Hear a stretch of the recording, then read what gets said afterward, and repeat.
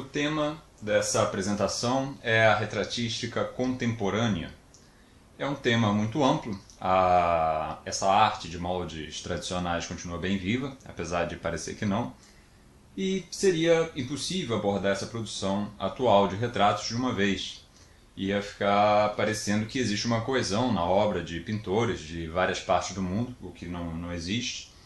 E nessa apresentação eu vou fazer então uma introdução aos retratos contemporâneos ingleses, e em especial dos artistas que participam das associações mais antigas e tradicionais de artistas desse tipo, que são a Royal Society of Portrait Painters e o New English Art Club. Os ingleses, nós sabemos, eles se caracterizam pelo cultivo da tradição, pela incorporação de novos preceitos culturais a um conjunto de práticas já consolidadas. E eu vou abordar alguns dos preceitos que regem essa produção atual e espero, assim, contribuir para que as obras desses pintores sejam conhecidas e divulgadas no nosso meio brasileiro. Eu vou me deter em especial nos pintores filiados à Royal Society of Portrait Painters, que foi fundado em 1891. Foi fundado por artistas insatisfeitos com os critérios da Royal Academy of Arts. A outra associação de artistas, o New English Art Club, foi fundada no mesmo período e é voltada, além de retratos, também para outros gêneros, como a paisagem, a natureza morta, marinhas. A Royal Academy era a instituição de ensino oficial e, como toda instituição desse tipo, com o tempo tinha se tornado engessada, tinha se tornado um lugar voltado para si mesmo, onde vigorava uma hierarquia interna baseada em títulos e prestígio. Veja, isso é um vício de qualquer instituição que se pretenda oficial, seja na Inglaterra do século XIX, seja no Brasil do século XXI. E naquela época, os artistas de toda a Europa buscavam a independência dessas instituições oficiais, seguindo o exemplo dos impressionistas na França e, no paralelismo mais vago, o exemplo dos chamados nazarenos na Alemanha. Os nazarenos foram um grupo de artistas do início do século XIX que partiu para uma pintura influenciada pelos renascentistas, mais inseridos já num outro contexto. A Inglaterra já tinha passado por uma renovação própria de preceitos de criação, com o movimento Arts and Crafts e também com a chamada Irmandade Pré-Rafaelita, que também era influenciada pela arte dos renascentistas, do início do Renascimento. A produção cultural inglesa ganhava contornos já idiosincráticos, com indivíduos e grupos agindo conforme as suas próprias visões de mundo, e não mais em conformidade com o padrão oficial. As associações livres de artistas foram então o coroamento desse processo de independência. Inicialmente, essa agremiação de pintores ingleses dissidentes existiu como Society of Portrait Painters, até que em 1911 o rei Jorge V conferiu a essa associação o título de Royal, ou seja, de uma entidade que conta com a chancela da família real. Grandes pintores participaram dessa entidade, como John Everett Millais, John Singer Sargent e James McNeill Whistler. Outros pintores, também importantes, participaram esporadicamente de uma mostra ou outra e depois saíram. Mas nós não vamos abordar aqui o histórico dessa entidade, e sim o conjunto de artistas e preceitos que guiam a produção desses retratistas que participam dela atualmente. A sociedade é até hoje uma referência da retratística inglesa. Os membros desfrutam de respeito profissional, têm uma plataforma à disposição, divulgação dos trabalhos, são bem cotados tanto no meio social quanto no mercado de arte inglesa e participam de concursos para a eleição das melhores obras. É claro que esse prestígio varia. né? Em meios de arte contemporânea, evidentemente, a Royal Society não é bem vista, é vista como algo anacrônico. Mas as pessoas que acompanham o trabalho dessa instituição reconhecem ali os trabalhos dos pintores dentro de critérios históricos, critérios culturais. A sociedade, então, ela tem um patrono para cada premiação. Desenho, retrato a óleo, retrato de pessoa que olha diretamente o observador. Enfim, são várias as categorias em que o artista pode inserir ali pode inscrever a sua obra. No Brasil pouco se conhece essa instituição, ou quando se conhece, se estuda o tema apenas como algo do passado, como um fato histórico, se deixando de considerar as atividades atuais. E com isso, os que não se interessam pela arte contemporânea, pela arte do nosso tempo, que explora diferentes linguagens, as instalações, intervenções, performances e arte conceitual, acabam por acreditar que a arte, nesses moldes mais tradicionais, não existe mais, que tudo acabou a partir do impressionismo e do surgimento das vanguardas do início do século XX. Essa visão de que essa arte acabou, no entanto, é fruto, em grande parte, da asfixia cultural em que nós aqui no Brasil vivemos por décadas, e também da consideração de uma linha de desenvolvimento da arte que se pretendia única e, por isso mesmo, exclusivista, né? As coisas vêm mudando ultimamente, com a ascensão de uma visão mais polifônica da produção cultural. Você veja que essa expressão polifônica é bastante adequada ao que ocorre em nossos dias, né? A polifonia, ela comporta várias vozes simultâneas e uma entrando num diálogo com a outra. Uma afirma uma coisa, a outra pega um trecho ali do que foi dito e estabelece uma variação, depois uma terceira voz faz um comentário em cima da variação. Então, nós atualmente estamos voltando a uma visão polifônica da produção cultural. No Brasil, o mercado editorial para livros de arte também sempre foi bastante precário, sempre foi ínfimo, já que no Brasil quem se dedica ao estudo de um tema, infelizmente, não julga muito importante investir dinheiro na aquisição de obras de referência.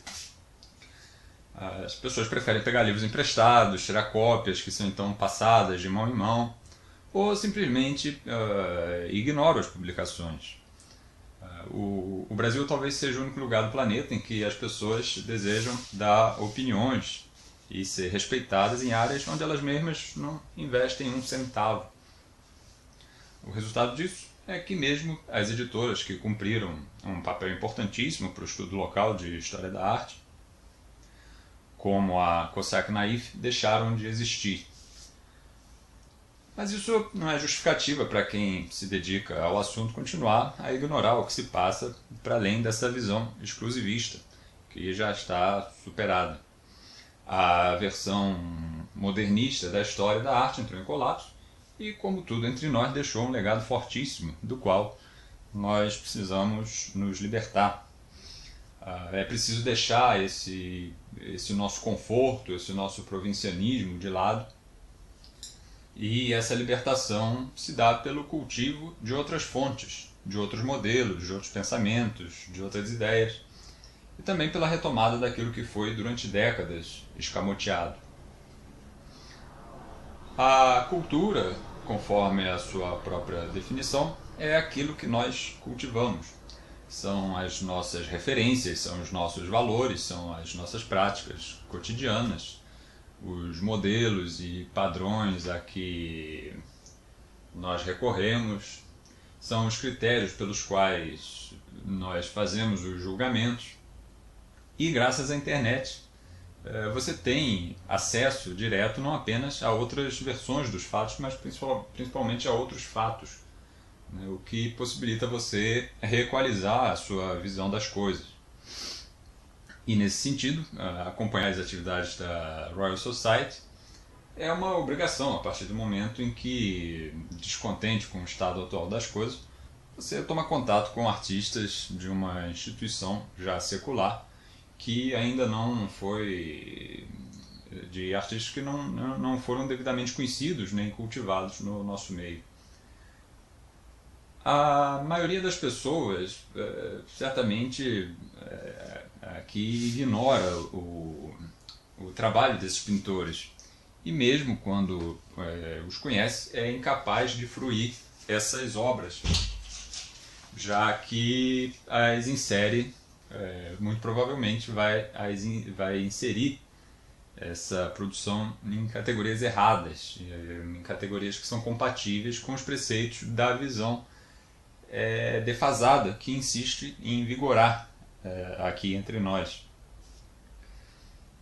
Agora veja bem, essas críticas que eu faço, preciso ressaltar, não significam que a arte dita contemporânea, moderna e contemporânea, deva ser desvalorizada. De jeito nenhum. Essa arte não deve ser atacada, não deve ser ignorada, deve ser estudada e avaliada. Esse dualismo de arte antiga versus arte moderna é um dualismo muito conformista, muito vingativo e também um dualismo dos que ignoram que a arte muda e muda a nós e também conosco. Essas novas linguagens são válidas e valiosas e nos proporcionam um enriquecimento dos meios expressivos, além de serem também uma derivação e, em certa medida, responsáveis, naturais, pelas mudanças sociais, culturais, simbólicas, econômicas e também, principalmente tecnológicas, ocorridas no Ocidente desde meados do século XIX. Para exemplificar esse ponto, basta você evocar a imagem daquilo que foi feito de mais empreendedor em termos tecnológicos nas últimas décadas, que é a exploração espacial. Imagine o seguinte, se você precisasse construir uma base na Lua ou em Marte, construir uma habitação nesses lugares, você não construiria essa base numa linguagem historicista. Você não construiria essa base numa linguagem que evocasse glórias do passado, né, mas que evocassem os seus sonhos atuais e futuros. Haveria, então, uma necessidade também de você transportar esse material. Portanto, você não poderia acrescentar ali peso, né, com elementos decorativos, com referências a algum momento do passado. Então, os preceitos a partir dos quais você criaria essa habitação seriam outros, bastante diferentes. Seria preciso também algo novo, adequado às características do local e às necessidades de sobrevivência nesse outro meio. Veja, nós não vivemos na Lua nem em Marte, é evidente, mas nós do século XXI também não vivemos mais a era do vapor, nem a era da mecânica. Nós vivemos a era da eletrônica, nós vivemos a era das preocupações ambientais, das mídias independentes, das mídias sociais. E o que eu digo é que nós não podemos acreditar que a arquitetura desenvolvida numa época capaz de criar habitações em Marte ou na Lua devesse ficar restrita a uma repetição de modelos do passado, correspondente a um mundo que já não é mais o nosso. É claro que o exemplo é extremo, mas serve para demonstrar o quanto as nossas criações dependem de preceitos. E os 2 últimos séculos estabeleceram novos preceitos que antes eram até mesmo inimagináveis para a nossa produção cultural. E esses preceitos devem, necessariamente, participar da nossa produção de hoje, da qual a arte é indissociável. Portanto, essas diversas manifestações de arte contemporânea não podem ser menosprezadas, já que elas são meios de expressão e comunicação de ideias e, principalmente, fonte de novas experiências referentes às especificidades do mundo atual, que vão constituir o passado do nosso futuro. Mas incorrem também num grande erro os que pensam que essas mudanças todas nos impõem a obrigatoriedade de substituição e esquecimento do passado. Porque nós não surgimos do nada, nós não podemos simplesmente jogar nossa cultura fora, as nossas tradições, as nossas práticas que remontam a origens muitas vezes ignoradas. Os que procedem dessa maneira são sempre vencidos por quem preserva o seu legado histórico e mantém consigo essa experiência acumulada por sucessivas gerações. As escolas de arte moderna, como a Bauhaus, por exemplo, só foram grandes e importantes porque seus professores sabiam perfeitamente o que estavam fazendo. Eles sabiam seu lugar no seu tempo e sua cultura, e a partir disso eles assentavam as suas propostas num conhecimento profundo e sólido, um conhecimento profundo e sólido do passado. Eles eram grandes conhecedores do assunto, falavam para pessoas com igual grau de conhecimento ou que almejavam dedicar suas vidas ao compartilhamento e desenvolvimento das artes e da cultura, baseados na consideração da era industrial, da era técnica, dessa era científica em que eles começaram a perceber que viviam. Esses arquitetos, esses pintores, designers, escultores modernos não faziam coisas diferentes simplesmente para chocar a burguesia ou para posar de excêntricos. Eles sabiam que havia uma disparidade entre o mundo em que viviam e a arte que era então produzida, que era uma arte que pouco a pouco tinha se tornado estéril, né? Era uma arte que tinha se tornado meramente decorativa, sem a abrangência dos preceitos que regiam a sociedade moderna. E a renovação dos preceitos criativos era premente, e esses artistas pioneiros, como os da Bauhaus, simplesmente tomaram as rédeas do destino.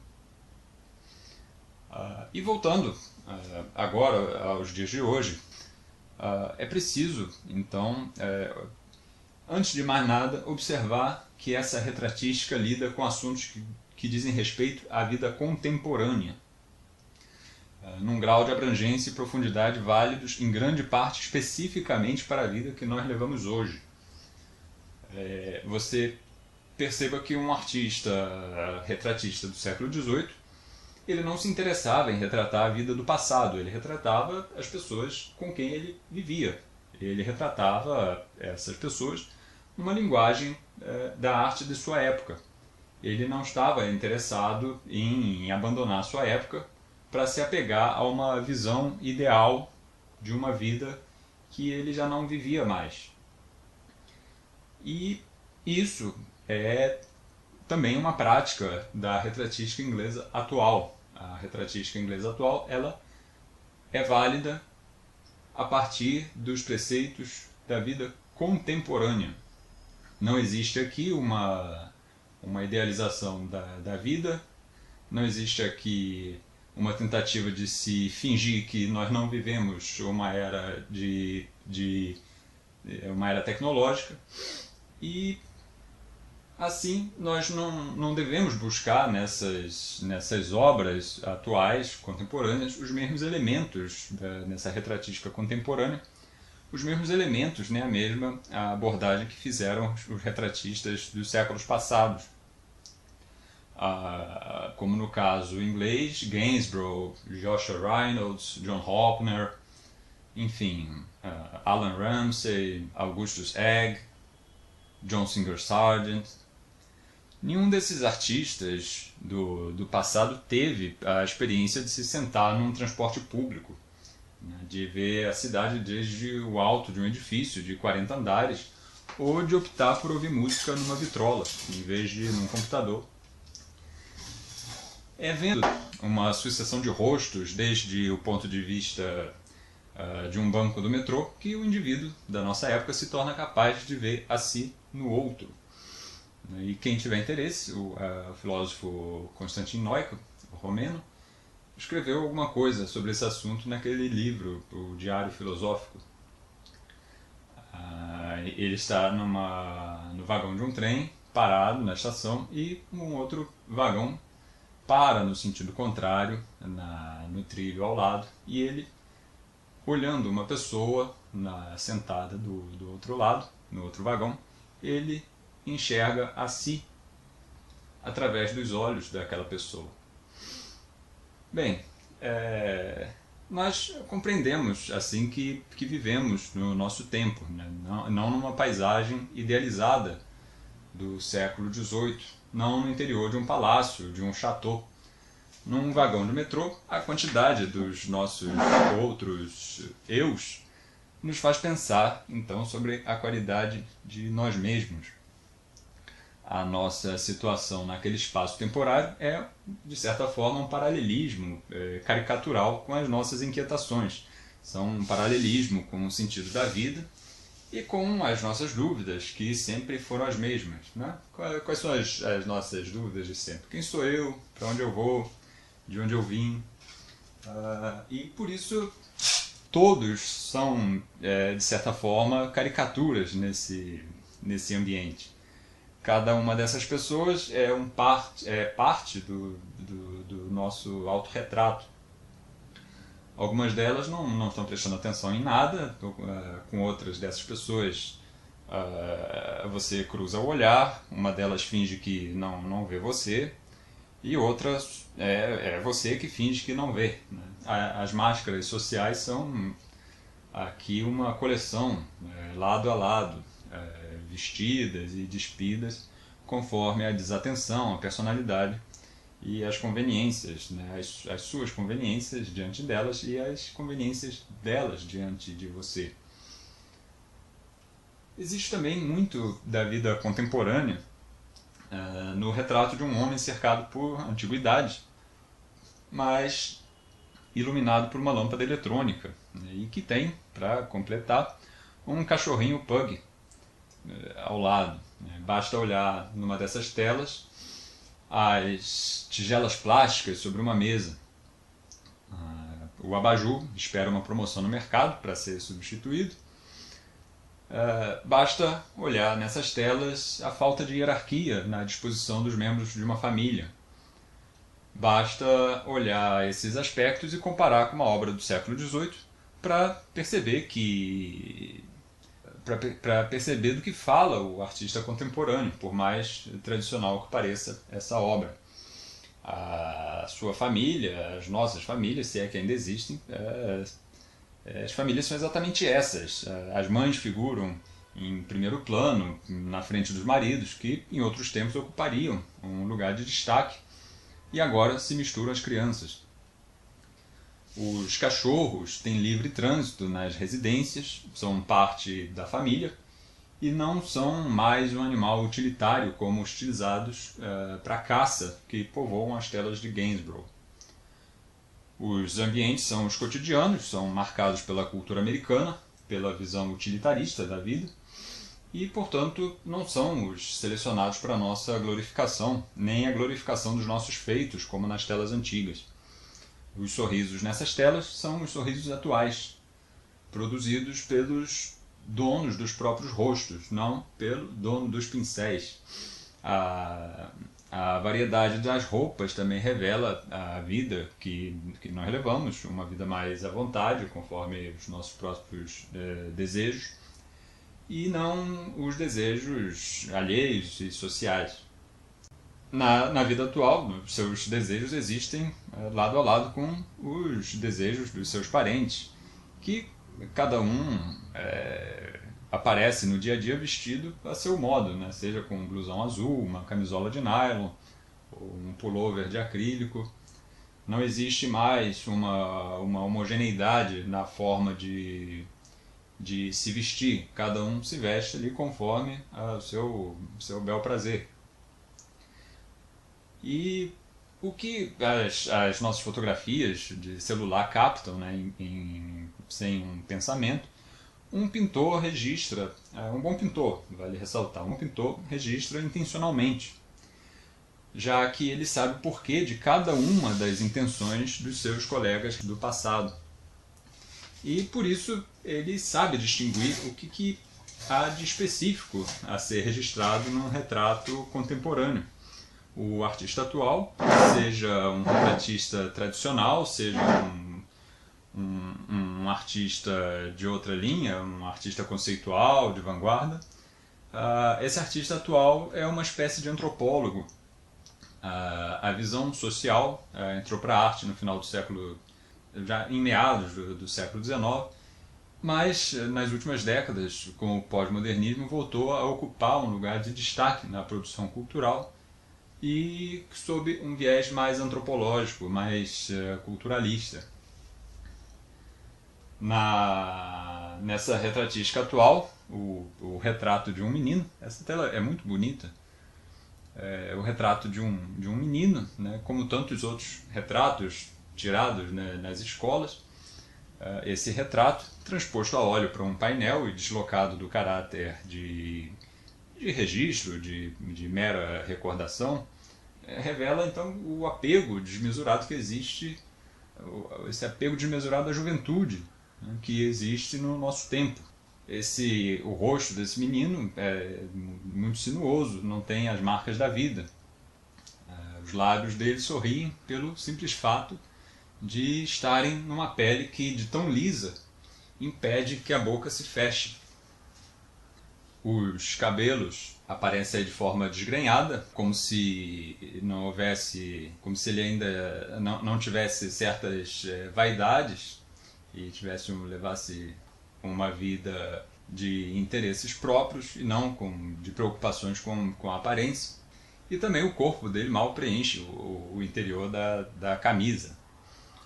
Esses elementos todos são colocados numa tela dessa forma específica, porque revelam esse apego à infância que existe nos nossos dias, né? Um apego que chega à dimensão de inveja, como se as pessoas, né, sentissem que tivessem morrido porque já não são mais crianças. E, portanto, muitos atualmente se vestem com roupas que os rejuvenesçam, né? Então existe esse aspecto muito forte na roupa atual. Nessa retratística atual, um professor de História da Arte que escolheu um canto da cozinha para trabalhar é o retrato de um indivíduo para quem a arte não deve ser sistematizada, e sim existir como um conjunto de peças dispostas num arranjo em grande parte subjetivo, e cujo sentido, no final das contas, existe apenas na nossa mente, né? Da mesma maneira que existem as embalagens, os fios, os recortes, papeizinhos guardados na nossa despensa, nas nossas gavetas. Bom, confessar que as coisas se passam dessa maneira, né, na nossa mente, custa a reputação de muitos.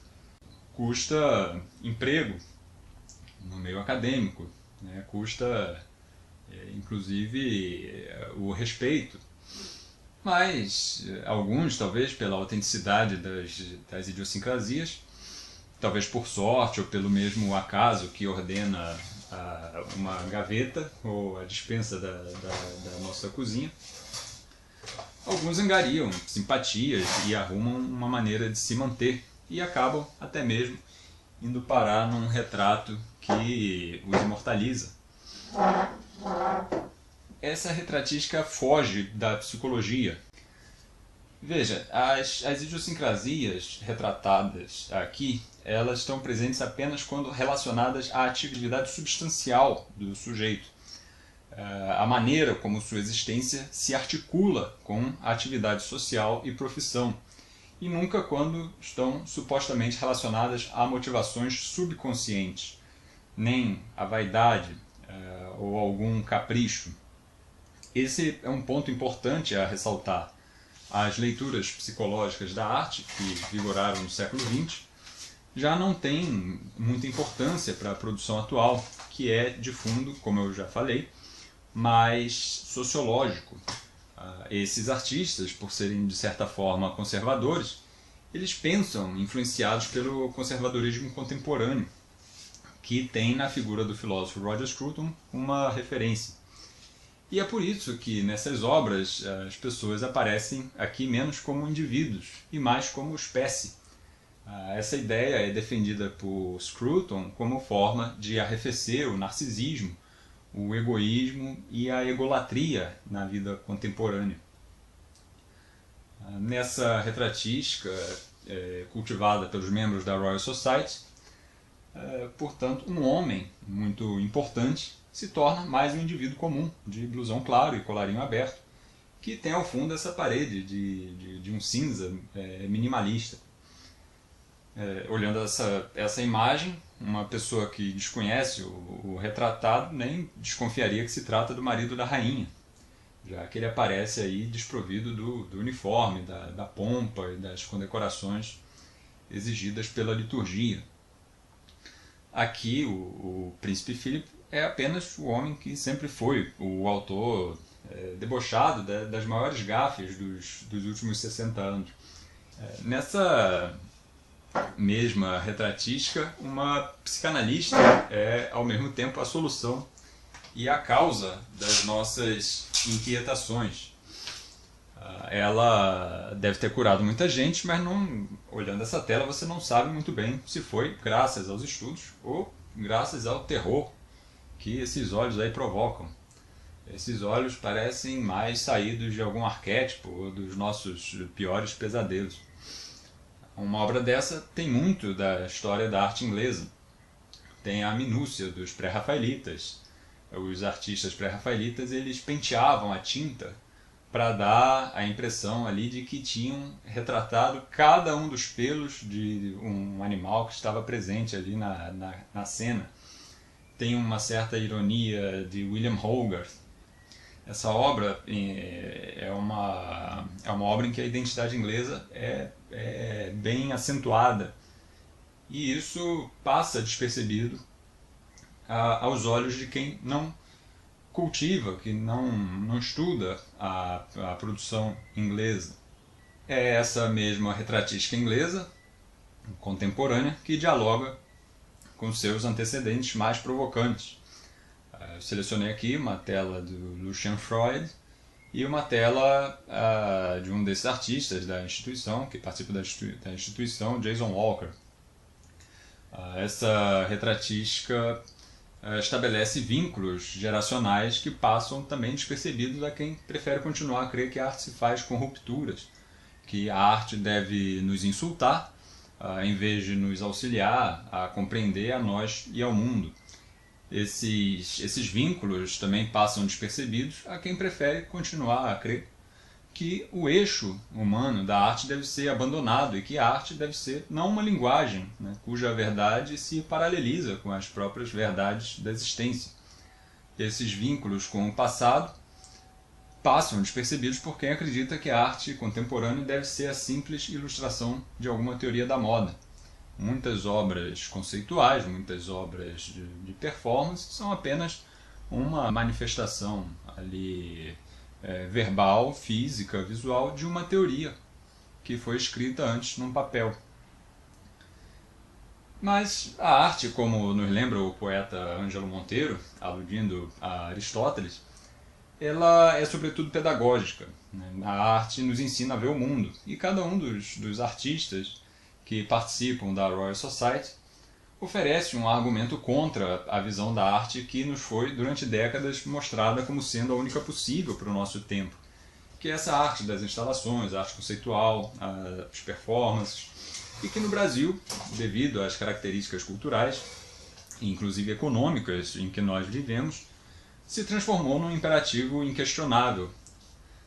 O mundo, felizmente, é bastante rico e nos oferece outros fatos e outras visões dos fatos.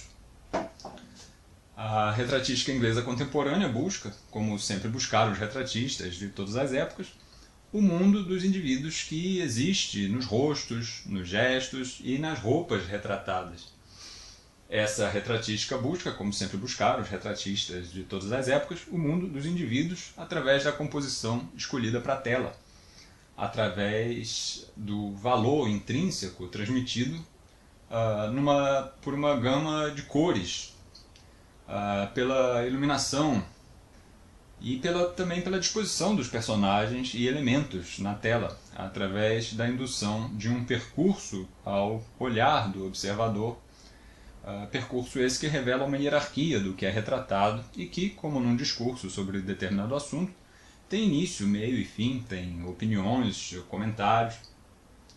Porque o bom pintor é aquele que compreende as correspondências e a adequação entre a linguagem e o valor. O bom pintor é aquele que compreende o sentido e a abrangência daquilo que a linguagem, comunica.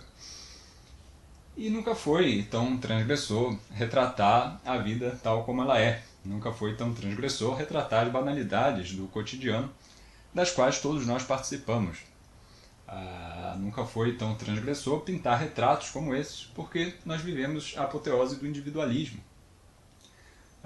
Apoteose essa que se expressa não na glorificação de algum sujeito pela representação do seu rosto numa tela, mas que se expressa em obras herméticas, em obras que também são meras formas de se fazer dinheiro, muito dinheiro, obras conceituais que acabam guardadas, que não por investidores, obras que sequestraram o adjetivo de contemporâneo para si.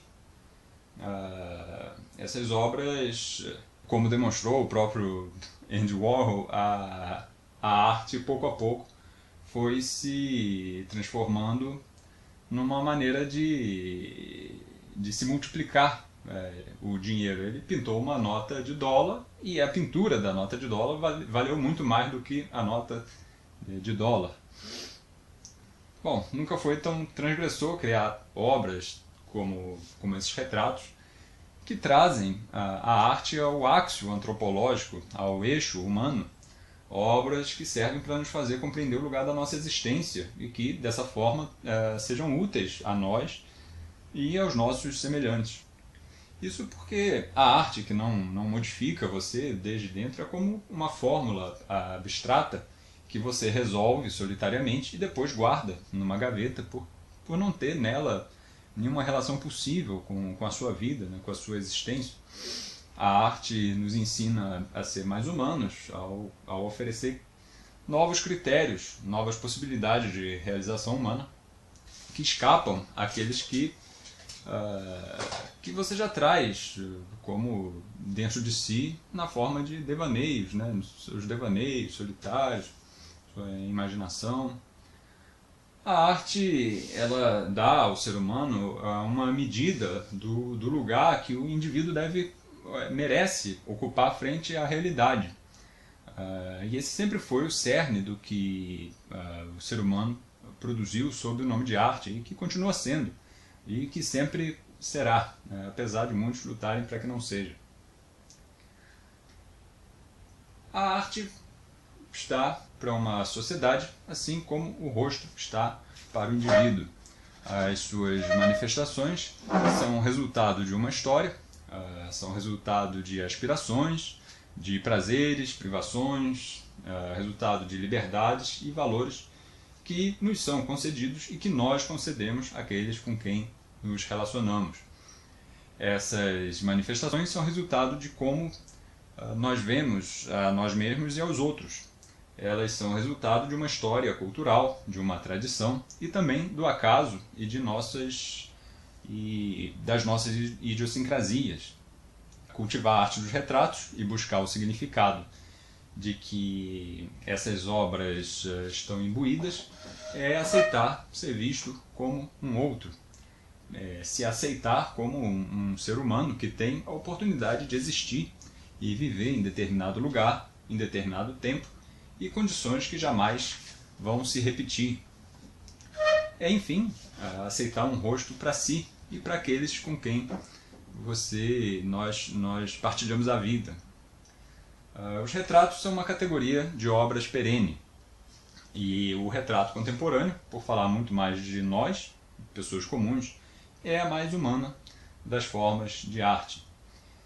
Eu espero que essa apresentação tenha acrescentado informações novas e novas possibilidades de interpretação para essas obras do nosso tempo, bem como ajudado a divulgar a produção de pintores que até o momento são ignorados no Brasil. Muito obrigado.